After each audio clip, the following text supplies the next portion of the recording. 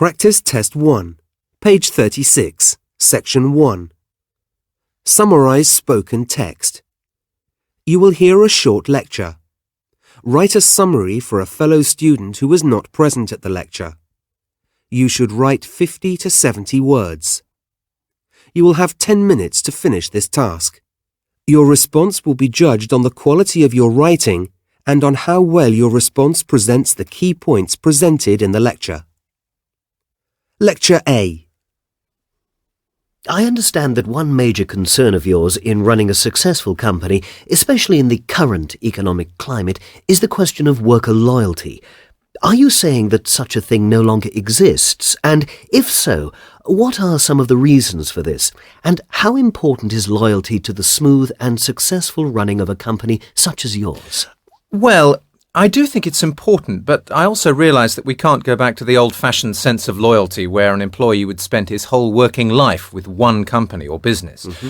Our grandparents, even our parents' generation, expected long-term employment, and their loyalty was rewarded with health care and a pension. This is no longer the case. Many companies are no longer willing or perhaps even able to provide such a financial package. Besides, to a younger generation, sticking at the same job all your life isn't a very exciting or inspiring prospect. Some reasons for this might be the shortening of contracts, outsourcing, automation, and people holding down more than one job. In other words, we've all had to adapt to the realities of a rapidly changing, fast-paced economy. However, all this is not to say that loyalty is dead. Rather, it has changed emphasis. Today, it is more about trust, in that an employee will promise to bring his skills and engage fully in his work for as long as she or he is there. People change jobs a lot more these days, but I still believe that a company is better off with at least a core of people who stay for the long term.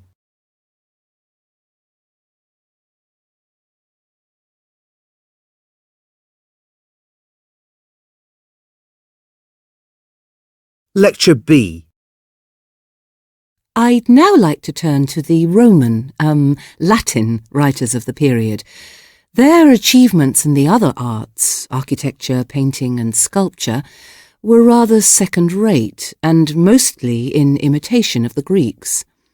And it's true that Latin writers also wanted to emulate the Greeks and used their writers as models, but somehow the language wouldn't allow it. What I mean to say is, the particular qualities of the Latin tongue made for the excellence of their writings, especially the poetry. For one thing, Latin is capable of great compression. That is to say, it can convey in 5 or 6 words what we would need twice the number to say. What also helped Latin writing flourish was the nature of Roman education. Whatever its faults, as they would appear to us, its linguistic and literary emphasis seemed designed to produce orators and writers. A drawback of the system was that education was only available to the richer classes of society, and so Roman literature is mainly a product of those classes. This, in turn, meant that the subject matter was fairly limited and narrow in its social reach, though there were exceptions.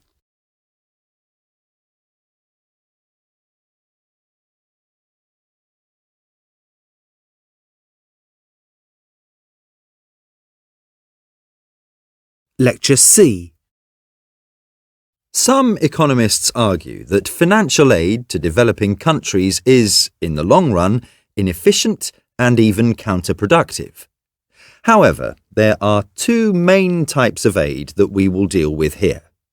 First, there is long-term aid to countries such as Ethiopia and Somalia, where there are recurrent problems such as drought and poor agricultural production, and where there is little or no industry to speak of.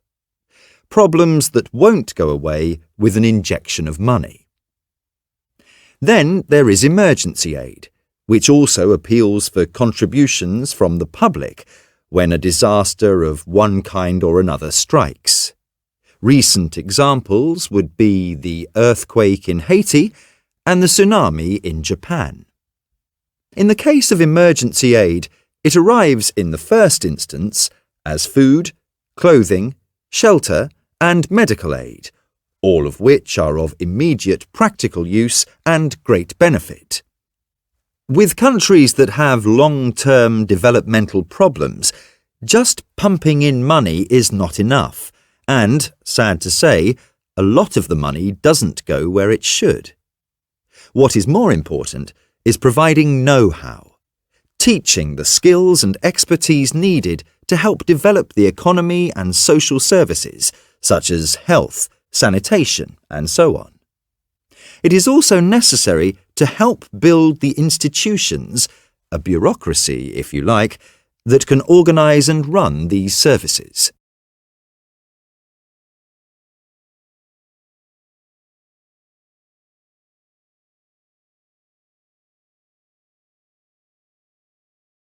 Practice Test 1, page 39, section 2. Multiple choice, choose multiple answers. Listen to the recording and answer the question by selecting all the correct responses. You will need to select more than one response. Recording A. The heyday of the English landscape garden was the 18th century, and it stood for many things. The appreciation of natural beauty, of course, but also the idea of a civilized life, good taste, one's personal philosophy, and one's social status. Gardens also, though it is hard for us to credit, became expressions of their owners' political affiliations. Until the picturesque style emerged as part and parcel of the Romantic movement, gardens had been strictly formal, laid out with mathematical precision following the Italian and French examples. There then came a backlash against this rigid formality, led by, among others, the poet Alexander Pope.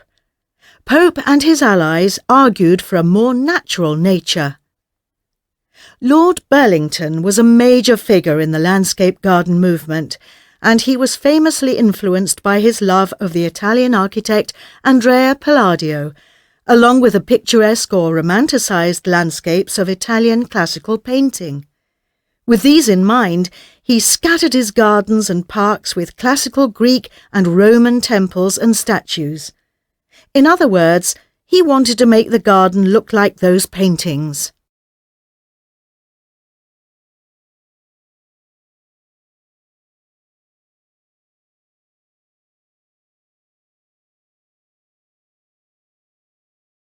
Recording B. Woodblocks used for pictorial illustration became fairly common in 15th century Europe, but had been used long before that for printing designs on textiles. Most of these were simple in design and quite crudely cut, but some were skillfully drawn and cut, while others even contained pictorial imagery. Records show that woodblock printing on fabrics was practiced by the Egyptians as early as 2000 years BC. The oldest existing printed fabric, which is Egyptian, dates from the 4th century. At the same time, the craft seems to have become widely established, even commonplace, elsewhere, for example in India, Mexico and Peru, where the same techniques continue to be practiced today. And the technique was almost certainly used by both the Japanese and the Chinese too.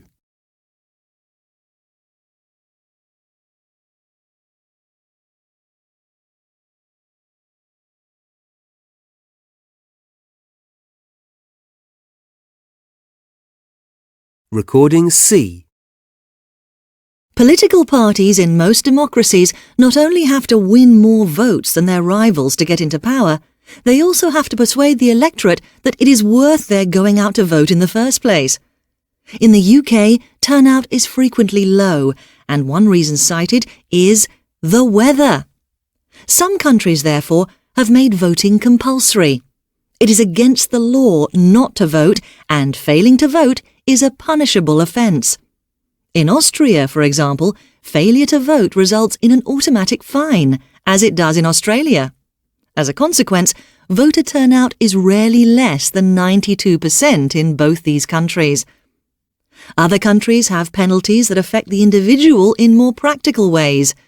In Greece, for example, although it is no longer acted on, passports were confiscated or not granted. And in Bolivia, non-voters may be banned from using banks or schools for up to 3 months.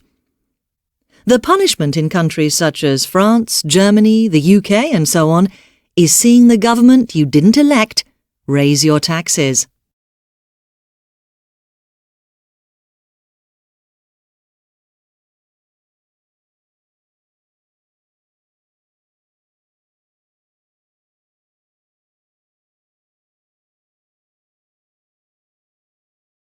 Practice Test 1, page 40, section 2.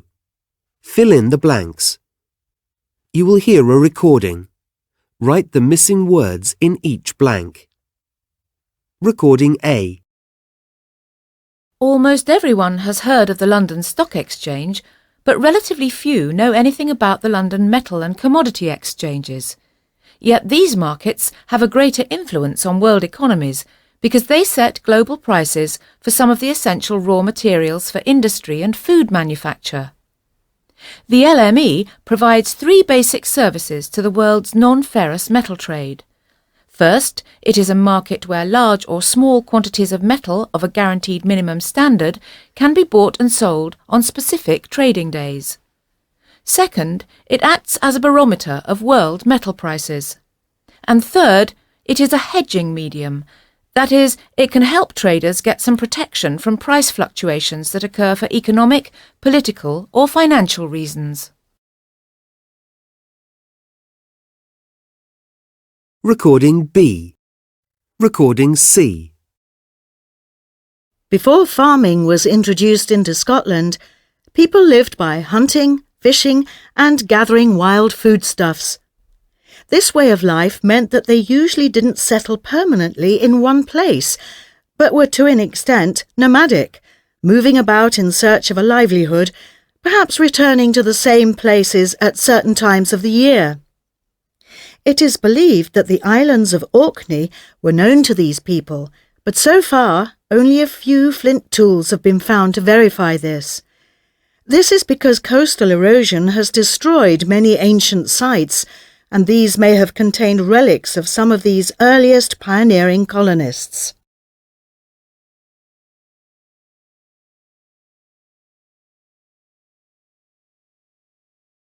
Recording C.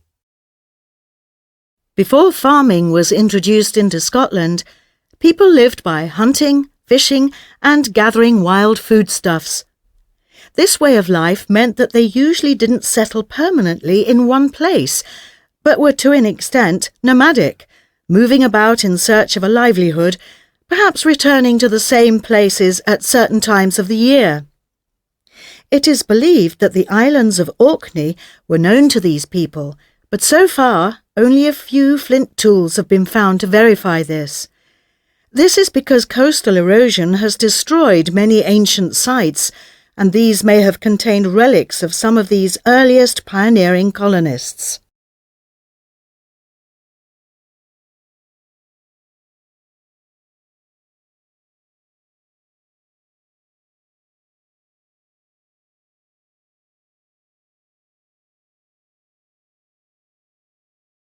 Practice Test 1, page 41, section 2. Highlight correct summary. You will hear a recording. Choose the paragraph that best relates to the recording. Recording A. A cliché, as you know, is an overused and worn-out phrase, and these are to be avoided like the plague in your essays. Indeed, someone once said, I quote, "There is no greater danger to either education or thinking than the popular phrase." Let me digress a little further. Originally, a cliché was a printer's term, back in the days when letters were set one by one, for a ready-made block of type of frequently used phrases, usually in the newspaper business. So, there you are. Clichés were also known as stereotypes. Now, if you think of graphic design as a language with its own vocabulary, grammar, and so on, it too must have its clichés. Obvious examples would be the twin Greek masks of comedy and tragedy that symbolize the theatre, and, more popularly known, the heart as a symbol of love, especially on Valentine cards and so on. Far from being a terrible fault, as it would be in literature, the visual cliché is essential in the world of graphic communication. This is certainly true when it comes to advertising and propaganda. The visual cliché can give immediate life to an idea and a clear meaning to what could be a mere abstraction.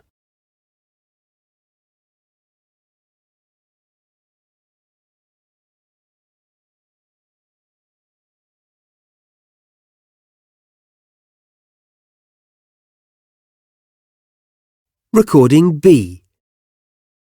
All whales, dolphins and porpoises are social animals, although the degree of sociability varies greatly from one species to another. Differences of behaviour have not evolved by chance. Living in close proximity to other animals has certain costs and benefits, so we can expect the group size adopted by a species to be the most suitable for its environment and lifestyle.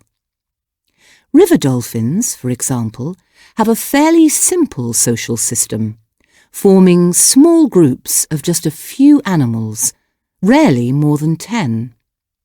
On the other hand, many of the oceanic dolphins may roam the seas in groups of thousands. Also, there can be differences within species. For example, with sperm whales, females and juveniles form groups, while adult males are solitary.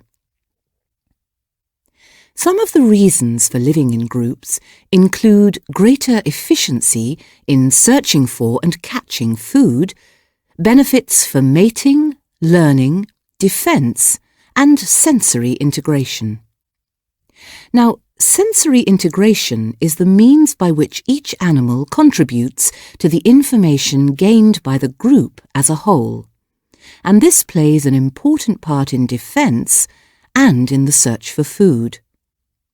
For example, if one animal discovers a shoal of fish or a hungry shark, it can immediately pass on this information to the others in the group so that all may benefit. A single animal or small group may remain unaware of the food or predator and so miss a meal or suffer an attack.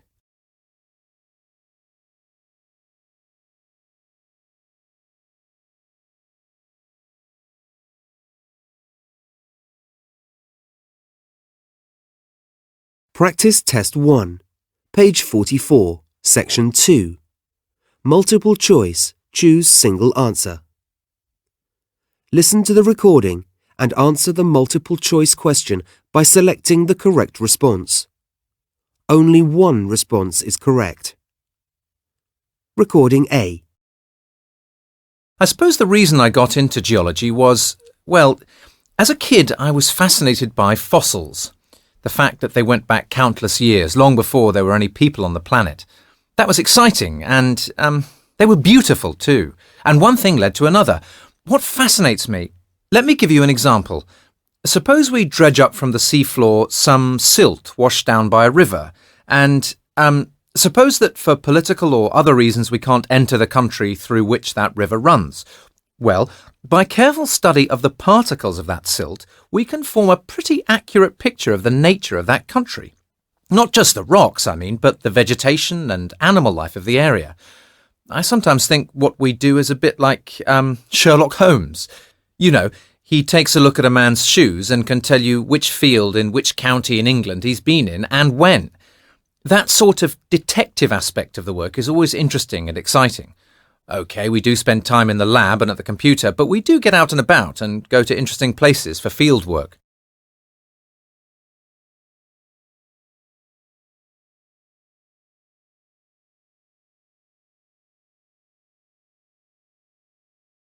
Recording B. What troubles me when I'm asked the question, can creative writing be taught, usually asked in a skeptical tone of voice, is not that I can't find an answer, but trying to figure out why I'm being asked. What do they want me to say? No, of course it can't. I just like taking people for a ride. I'm a con artist. Obviously, you can't teach someone to have a talent for storytelling or a love of language or how to write extremely well. But there are important lessons to be gotten across that will improve their writing and, at the very least, make it publishable. For me, the best starting point is the habit of close reading, really close, and responding to the language. Forget about grand themes and ethical content, whatever, for the moment, and ask if the author writes badly or well. So, writing can be taught through reading, through literature. Then I'd say, when it comes to your own writing, that you need to learn how to edit, to know when to say, you don't need that word or that sentence, and that whole paragraph can go. It's one of the most important lessons a writing class can teach. As for producing a Tolstoy or a Dickens, well, people like that tend to get there by their own route.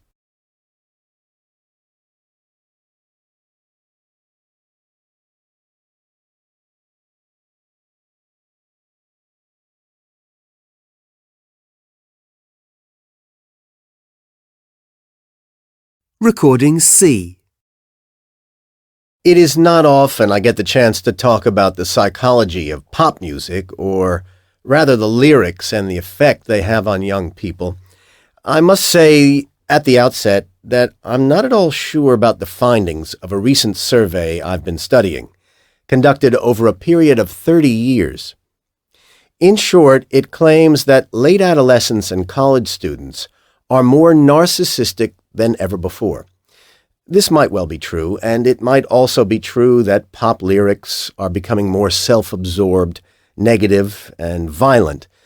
But this might reflect the psychology of the writers and performers more than their listeners.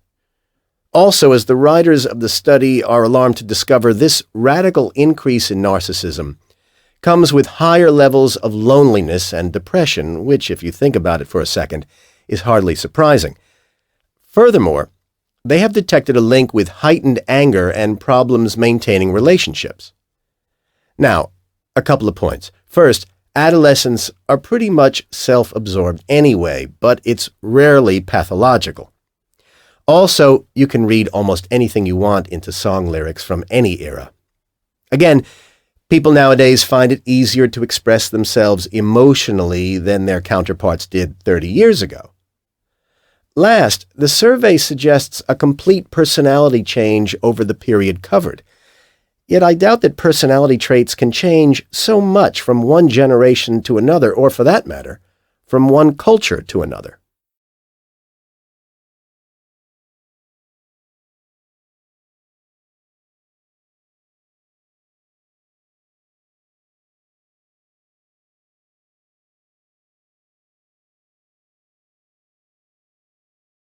Practice Test 1, page 45, section 2.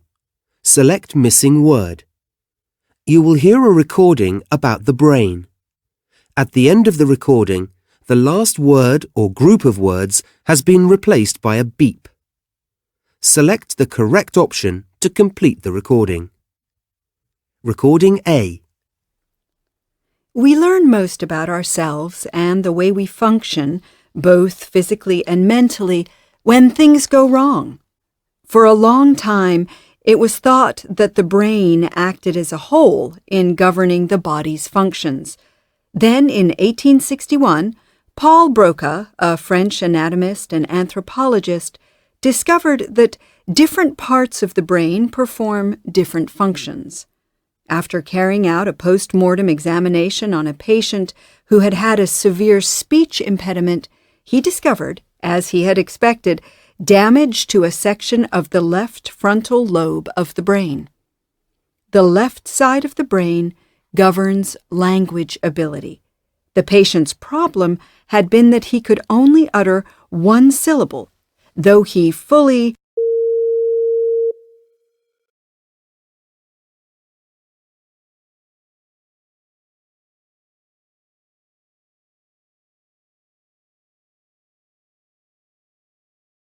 You will hear a recording about money.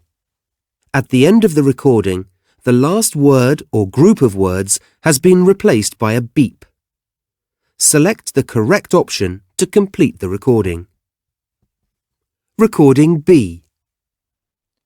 The Chinese were, as far as we know, the inventors of paper money, and, because it was so easy to move around compared with coins, it was named flying money. They were also the first to experience an economic problem which has become all too familiar. By the 12th century, there was enough money in circulation to cause serious inflation. In Europe, it wasn't until about 1400 that bankers in Spain and Italy began to honour bills of exchange, which were a kind of private paper money not in general use. They were documents used by those involved in a business transaction in which payment was made through a third party to avoid the cost of foreign exchange. However, it is the Swedes who are generally credited with producing the first proper European bank.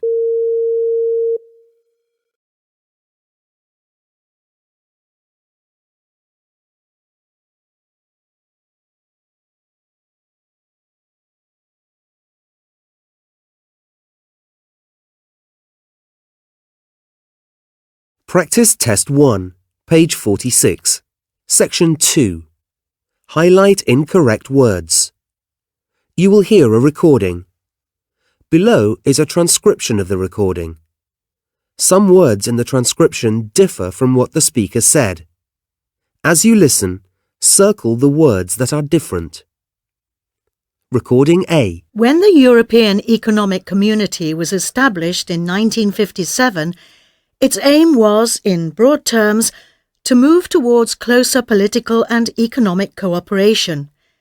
Today, the much larger European Union has a far-reaching influence on many aspects of our lives, from the conditions we work under to the safety standards we must adhere to and the environment in which we live.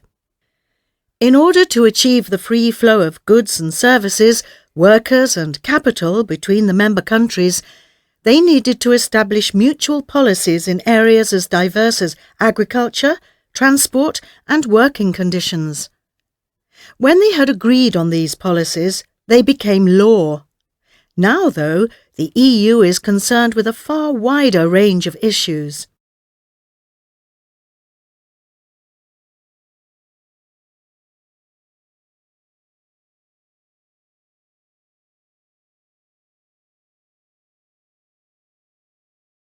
Recording B.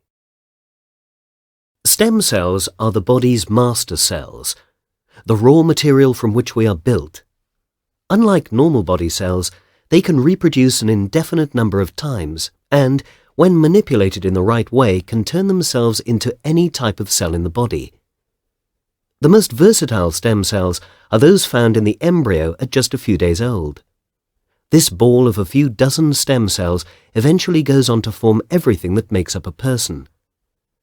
In 1998, James Thomson announced that he had isolated human embryonic stem cells in the laboratory. At last, these powerful cells were within the grasp of scientists to experiment with, understand, and develop into fixes for the things that go wrong.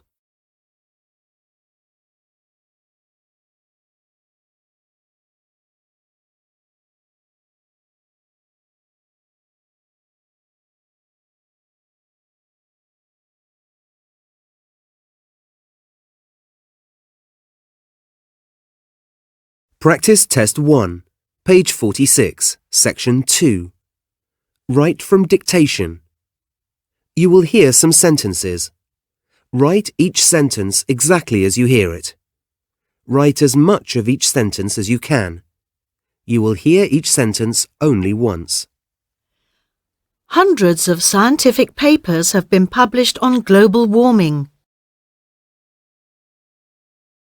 Political power only disappears when this stage has been completed. Social networks are changing the way we communicate. The cotton industry purchased all its raw cotton from abroad.